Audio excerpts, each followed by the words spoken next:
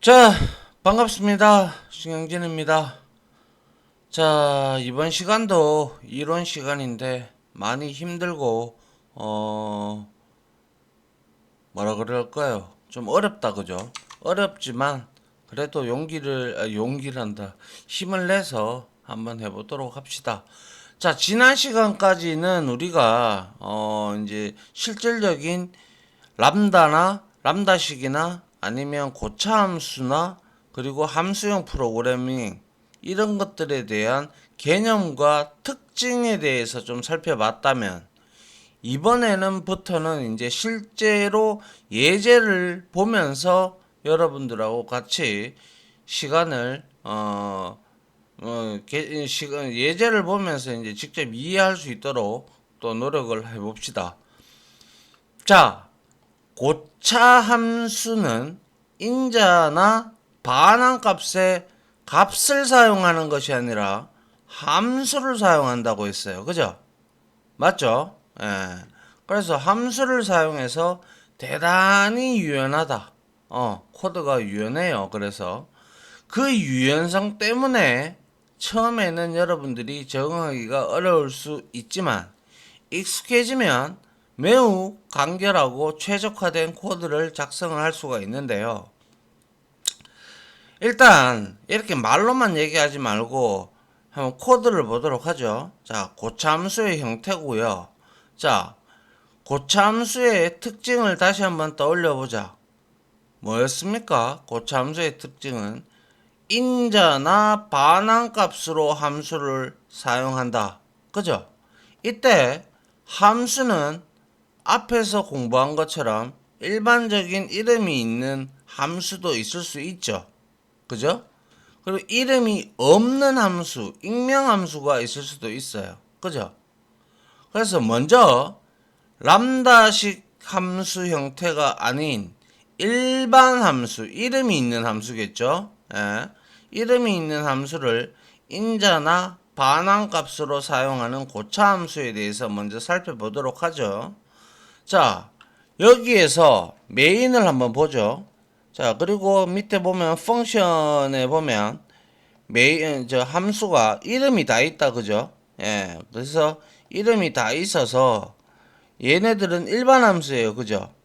sum은 int 타입으로 이제 반환형이 추론이 돼서 a 플러스 b가 이제 더해져서 리턴이 될 것이고, 뭘 해서 멀티플라이 얘는 두 개의 인자값을 받아서 뭐 곱하는 내용입니다. 그죠? 예. 그런데 여기에서 이렇게 함수 두 개를 정의하고 메인에서 봅시다. 메인에서 less1에다가 sum 일반 함수 그냥 호출한 거예요. 그죠? 맞죠? 이건 여러분들 너무나 잘 알아요. 그럼 5예요, 일단. 그죠? 예, 5가 들어왔어요.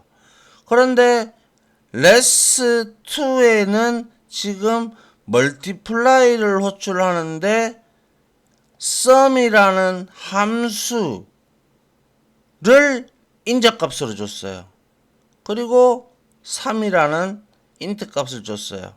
그러면 이 결과는, 자, 밖에서 있는 것부터 먼저 호출이 되는 것이 아니라 안에 있는 이 sum 함수부터 먼저 호출을 합니다. 아시겠죠? 순서를 잘 알고 있죠, 그죠? 그래서 자, sum을 먼저 호출합니다, 여기서. 그러면 얼마예요? 얘 6이다, 그죠? 맞나요? 그죠? 예, 6에서 그 다음에 이제 멀티플라이를 호출하는 거예요. 그래서 6하고 3을 곱해서 결과는 18이 나오고 있죠. 그죠? 예, 프린트해서 그대로 찍었으니까. 그래서 여기에서 그냥 여러분들이 이렇게 되어 있지 않고 이렇게 되어 있는 것을 안에 있는 sum이 먼저 함수가 호출이 된다는 점을 반드시 기억을 하셔야 돼요. 알겠죠? 예. 그런데 여기에서 보면 뭐예요? 이 멀은 지금 함수 호출할 때 일반 함수지만은 람다식을 쓰지 않은 거지만은 일반 함수를 호출을 했기 때문에 얘가 함수를 인자값으로 썼기 때문에 이 멀은 현재는 우리가 고차 함수다라고 얘기를 할 수가 있는 것이죠. 그죠? 자, 그래서 멀 함수의 첫 번째 인자에 sum 함수를 사용했다. 그러면 sum 33이 실행이 되어 반환값이 6이 멀 함수의 첫 번째 매개 변수 A에, 그죠? 여기에 A에 전달이 되겠죠. 그죠? 전달된다. 결국 뭐예요? 인자러 값으로 일반 함수를 전달했죠. 그래서 일반 함수를 이용한 멀은 고차 함수가 되는 그러한 형태가 되죠. 맞나요? 이 정도는 이제 여러분들이 이해하시겠죠. 그죠? 예, 이거는 이제 일반 함수를 가지고 하니까 우리가 이렇게 사용을 할 수도 있다라는 것이죠. 됐죠? 예. 자, 다음 한번 보도록 하죠. 자, 이번에는 함수를 반환값으로 사용하는 방법에 대해서 살펴보자. 자, 봅시다. 역시 sum이라는 게 함수가 하나 선언이 되어 있어요. 그죠?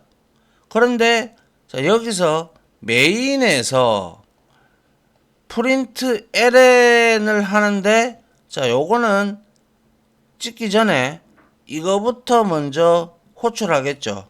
펑크 func, 그죠? 그럼 얘를 먼저 호출한단 말이에요.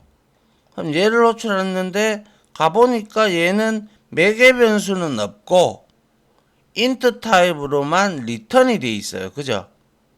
그래서 리턴에 반환값을 sum이라는 함수를 호출했단 말이에요. 그럼 얘를 호출하겠죠. 호출하고 나서 결과값이 얼마예요? 4죠. 더하니까. 그죠? 4단 말이에요. 그러면 얘의 결과값은 4가 나오고 이와 같이 찍히는 거. 이해하시겠죠? 예.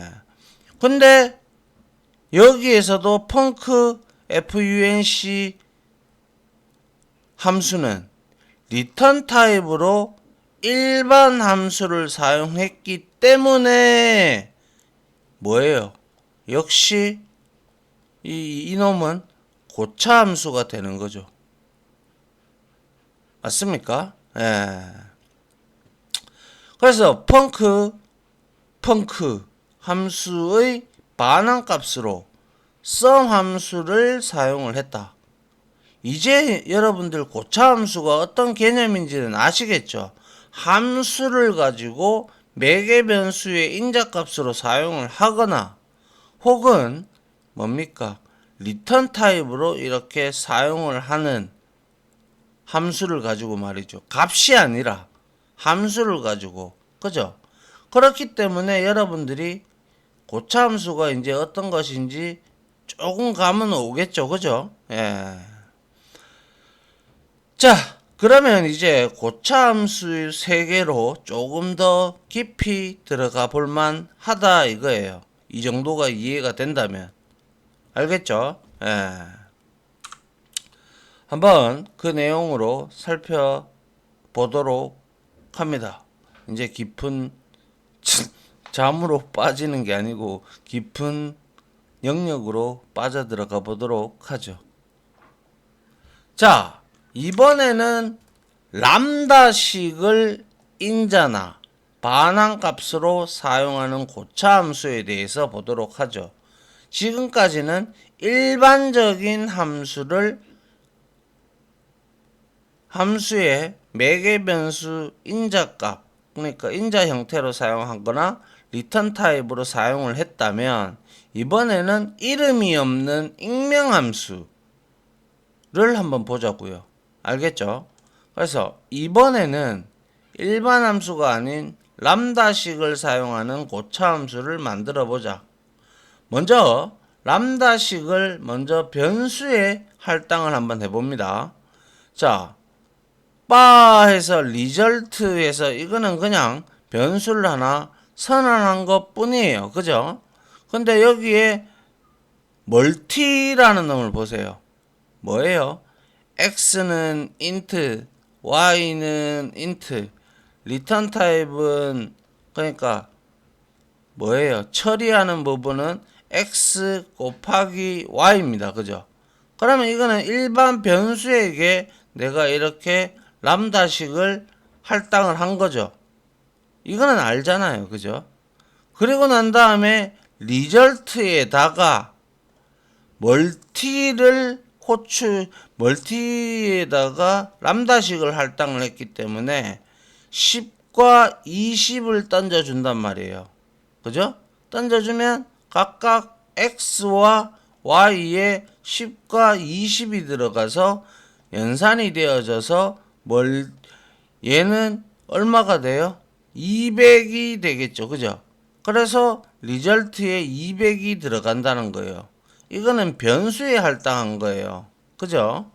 람다식이 할당된 변수는 변수처럼 사용 가능하다라는 거 이미 앞에서 우리가 공부를 했죠. 그래서 프린트 ln에서 리절트를 찍어보니 200이 나오더라라는 거예요. 그죠? 예. 자, 그래서 변수 멀티를 보자.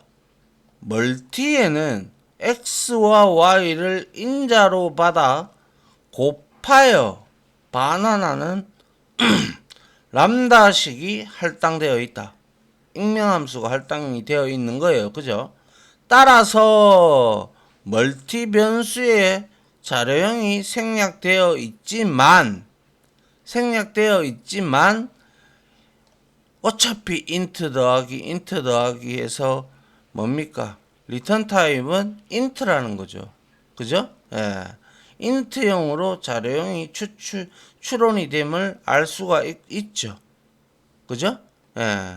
다시 말하면 람다식의 변수에 할당되어 있는 변수 이름이 멀티 함수처럼 와 같이 함수 형태로 사용할 수 있게 되었다라는 거죠. 변수에 람다식을 할당을 할 수 있다라고 앞선 강의에서 말씀을 드렸습니다. 그래서 멀티 10 그리고 20에 전달된 10과 20은 람다식에 의해서 xy의 인자값으로 람다식의 인자값으로 복사가 되죠. 복사가 되고 그런 다음 화살표 기호 오른쪽 연산 x 곱하기 y에 의해서 두 값을 곱하여 반환을 한다. int 타입이죠. 그죠? 타입 추론이 가능하잖아요. int니까 이것도 당연히 int잖아요. 그죠? 예, 이해됩니까? 예. 이게 바로 변수에다가 할당을 한 거예요. 변수. 람다식을 이름이 없는 익명 함수를 그리고 나서 멀티를 이용을 해서 우리가 멀티를 마치 변수처럼 함수처럼 우리가 이렇게 사용을 하는 거다라는 거죠. 아시겠죠? 예. 자, 그 다음 한번 볼게요. 자, 람다식을 조금 더 디테일하게 알아보기 위해서 그림의 형태로 분석을 해보자고요. 자, 아까 전에 앞에서 봤던 멀티가 있어요. 그죠? 근데 여기에서 원래는 int 이게 정상적인 방법이에요. int 그리고 int 이렇게 선언을 해놓고 그 다음에 니꼬르를 하고 중괄호를 줬단 말이에요. 그죠? 그리고 나서 x int y int. 이게 이제 자료형을 먼저 선언해 놓고, 그죠? 그런데 람다식의 선언 자료형은 람다식 매개 변수의 자료형이 명시되어 있었죠. 앞에서 보시면 이렇게 자료형이 명시가 되어 있었어요. 매개 변수에. 그죠? 그럴 때는 이 부분이 생략이 가능하다라는 거예요. 알겠죠? 근데 이렇게 써주는 게 원래 일반적인 람다식을 완전히 정의한 거라고 볼 수가 있는 거고요. 그리고 나서 니꼬르하고 자 람다식의 매개 변수 x와 y를 int로 선언했고, 그리고 화살표로 인해서 오른쪽에 있는 값이 바로 함수의 람다식의 처리 내용입니다. 아시겠어요? 예. 그래서 선언 자료형이 이렇게 명시가 되어 있으면, 그죠? 명시가 되어 있으면 이 람다식의 자료형 선언은 생략이 가능하다라는 거예요. 알겠죠? 예. 그리고 아울러 이것도 이게 선언이 이렇게 되어 있어요. 그러면 얘네들이 선언이 되어 있다라고 가정을 한다면 얘네들도 생략이 가능해요. 알겠죠? 그래서 x와 y 이렇게 둬도 된다라는 거예요. 하지만 이거는 생략이 불가능하죠. 그런데 이렇게 함수 내용이, 처리 내용이 한 줄로만 있으라는 법이 있나요? 없죠. 그죠? 여러 줄이 될 수 있단 말이에요. 여러 줄로 구성이 될 수도 있단 말이에요. 이럴 때는 함수의 내용의 결과를 반환을 하는데 표현식이 여러 줄인 경우에는 마지막 표현식이 반환이 된다라는 점 아시겠죠? 예. 자, 그래서 먼저 오른쪽에 중괄호, 그죠? 오른쪽에 중괄호로 감싼 내용을 한번 살펴보자. 화살표 기호를 기준으로 해서 왼쪽에는 람다식의 매개 변수, 그죠? 매개 변수 x와 y int를 작성하고, 오른쪽에는 함수의 내용과 그리고 반환값 처리 내용 x 곱하기 y를 적었다. 만약 함수 내용이 말씀드렸다시피 표현식이 두 줄 이상이라면 마지막 표현식이 바로 반환값이 돼요. 자, 이렇게 만약에 내가 만들었다. 그러면 이거를 찍고 그 다음에 얘가 리턴이 되는 거예요. 무슨 말인지 아시겠어요? 예. 그래서 이렇게까지 우리는 간결하게 적기 위해서 이 람다식을 사용하는데, 이렇게 풀네임으로 이렇게 적어주는 게 좋기야 좋겠죠. 근데 이렇게 적기에는 너무 좀 불편하다, 그죠? 그래서 이와 같이 매개 변수에 int 값이 이렇게 있다면 구태여 이 부분은 우리가 적어주지 않아도 된다라는 거예요. 무슨 말인지 아시겠어요? 예. 됐나요? 예. 자, 그 다음 한번 보겠습니다. 자, 이번에는 람다식을 인자나 반환값으로 사용하는 고차함수. 그래서 다시 그림의 앞쪽을 보면, 앞쪽에 있는 그림 우리 봤던 거 이거 말이죠. 요거 알겠죠? 요거를 보면 변수 멀티의 자료형이 람다식으로 지정되어 있다. 그런데 람다식의 매개 변수에 자료형이 지정이 되어 있다면 변수의 자료형은 생략할 수 있다 라고 했습니다. 그죠? 그래서 이 세 가지는 모두 다 똑같은 형태인데요. 자, 이거는 풀로 다 적은 거예요. int. 그러니까 내가 자료형을 미리 여기 앞에다가 적은 거예요. 근데 이렇게 적고자 한다면 여기에 콜론이 들어가야 된다라는 거죠. 그래서 여기에다가 생략되지 아무것도 생략 안 됐어요. 여기서는. 그죠? 그런데 이거는 대입연산자를 썼다. 그죠?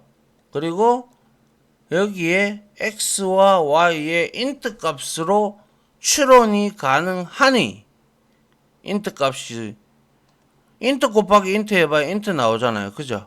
그렇기 때문에 int로 추론 가능하기 때문에 얘는 여기에 x와 y 매개 변수의 자료형이 이렇게 지정이 되어 있기 때문에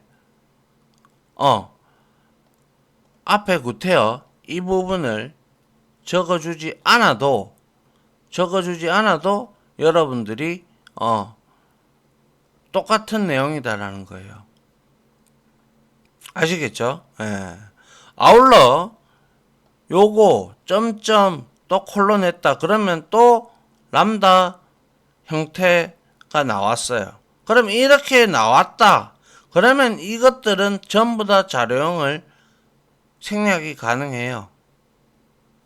그러면 여러분들이 생각할 때 물론 저는 강의자의 입장에서 세 가지 다를 같이 실습을 한번 해볼 거지만 가장 편리한 방법은 이거를 보면 알죠. 이게 제일 낫죠. 그죠? 맞죠? 예. 그래서 인트구나. 매개 변수 두 개구나. 그리고 처리 내용은 이거구나. 라고 우리가 알 수 있잖아요. 그런데 어느 하나라도 매개 변수 타입을 지정을 해줘야 되는데 이와 같이 x와 y는 x 곱하기 y 자료형이 둘 다 생략됐죠. 여기에도 자료형이 없고 앞부분에도 자료형이 없어요. 그러면 얘는 타입 추론이 안 돼요. 이게 무슨 타입인지 몰라요. 알겠죠? 예, 그래서 둘 다 생략해버리면 자료형은 추론되지 않으므로 오류가 발생한다라는 거예요.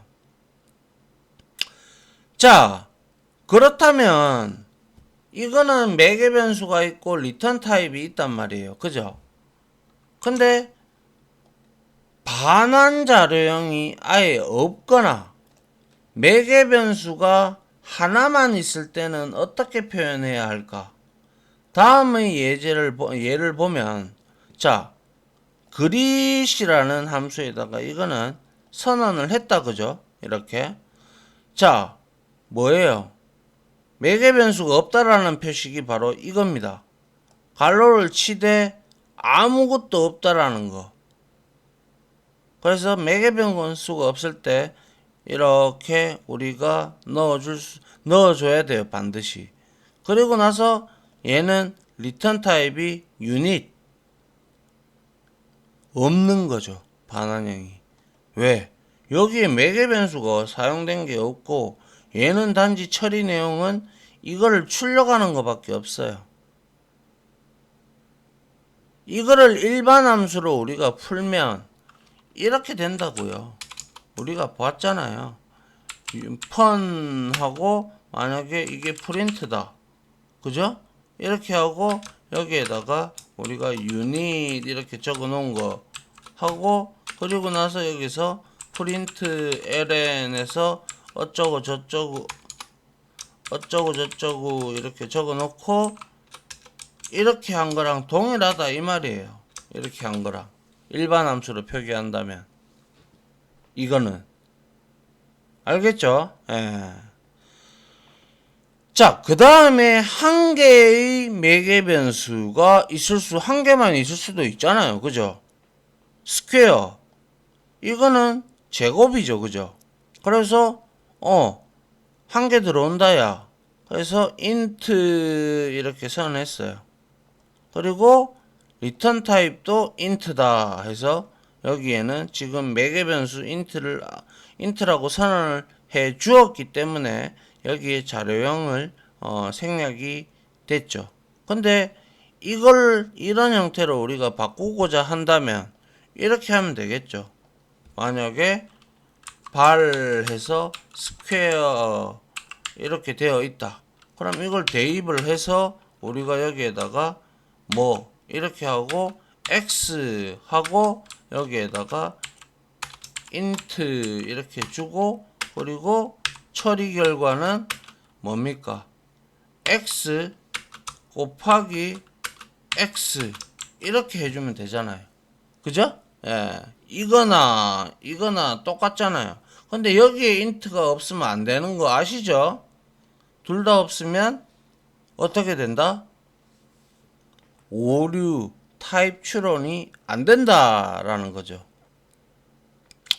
그래서 첫 번째 람다식에는 매개 변수와 반환값이 없다라는 거예요. 그죠? 예. 그래서 변수 그릿은 자료형은 바로 이 소괄호하고 이꼴하고 유닛 보이드와 비슷한 유형이다라고 했죠. 없다. 반환형이 없을 때 유닛을 쓴다고 했고, 그리고 람다식 본문을 자세히 살펴보면 매개 변수를 표현할 필요가 없기 때문에, 그죠? 없기 때문에 화살표의 앞쪽과 화살표 자체가 생략되었다라는 거죠. 생략되어 있는 게 아니라 이거는 매개 변수도 안 받았기 때문에 여기에서 화살표가 있을 필요가 뭐가 있어요. 그죠? 그걸로 뭘 하는 것도 없잖아요. 그죠? 하지만 변수 스퀘어는 매개 변수로 한 개를 받기 때문에 자료형을 지정을 미리 앞에서 해준 꼴이죠. 그래서 람다식을 보고 매개 변수와 반환값을 추론할 수 있다면 람다식의 매개 변수 자료형은 생략됐죠. 그리고 얘는 매개 변수를 받았기에 어떻게 화살표를 써서 그죠? 화살표 써서 우측에 처리 내용을 이렇게 기재를 할 수가 있다. 아시겠죠?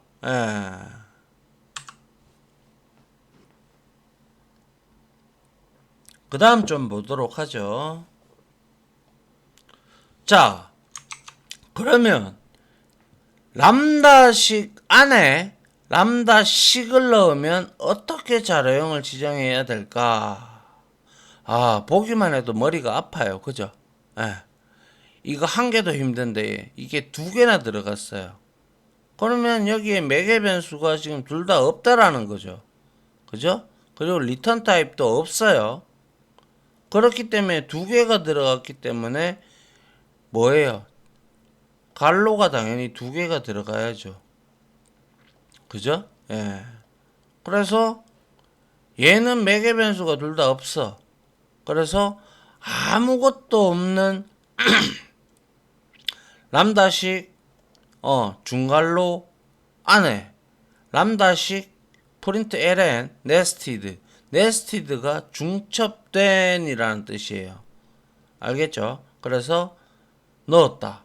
그러면 자료형은 이렇게 소괄로 2개, 화살표 연산자 하나, 소괄로 1개, 화살표 연산자 하나, 유닛 형태로 이렇게 정의를 했는데 매개 변수가 없으니까 여기에는 화살표가 있을 필요가 없고, 그죠? 로 명시를 해야 한다. 그래서 이런 표현은 솔직히 거의 사용할 필요가 없죠. 구태여. 그죠?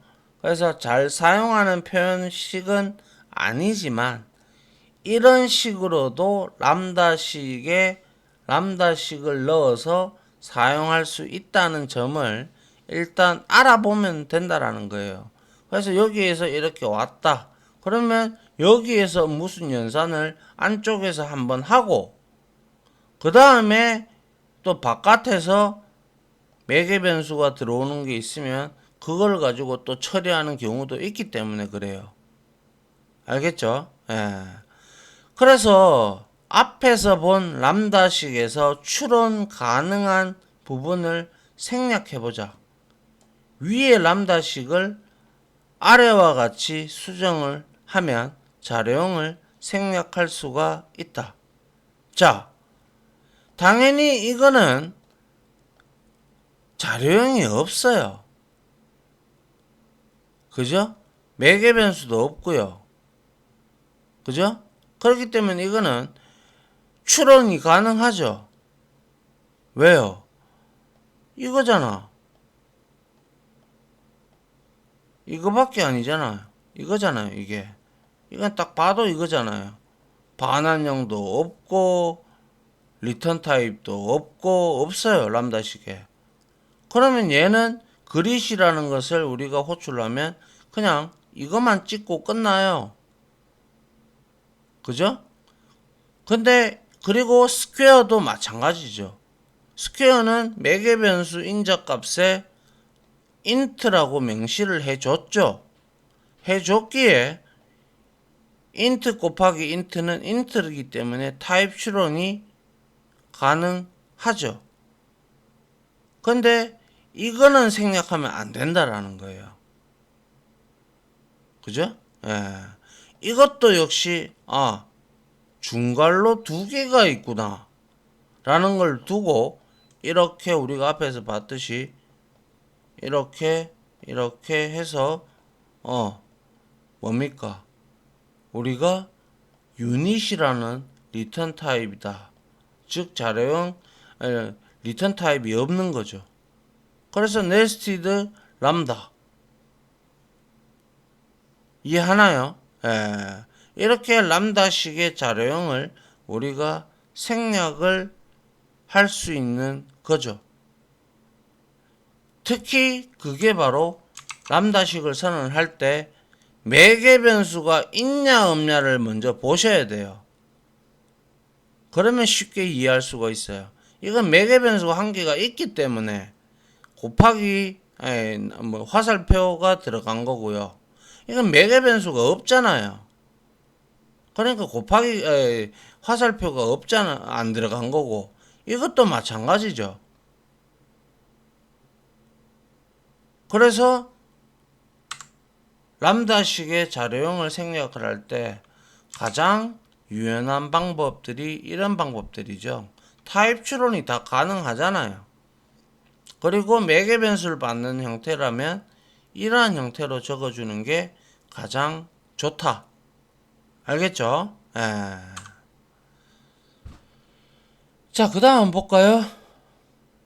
자, 이번에는 람다식을 요까지 하고요. 시간이 이래 됐네요. 요까지 하고 일단은 이거는 우리가 람다식을 가지고 고차 함수를 이제 우리가 이제 일반 함수와 람다식을 이용한 고차 함수를 만들어 본 거죠. 그죠? 예. 그렇기 때문에 이거는 또 변수의 할당이 되는 거예요. 그래서 이러한 내용을 일단 1차적으로 우리가 앞에서 내용 봤던 것들 이런 것들도 우리가 정리할 겸 이까지 하고요. 일단은 이번 시간은 여기까지 매개 변수로 사용한 고차 함수는 실습을 조금 하고 난 뒤에 다시 한번 더 살펴보도록 할게요. 다시 한번이 아니죠. 살펴보도록 할게요.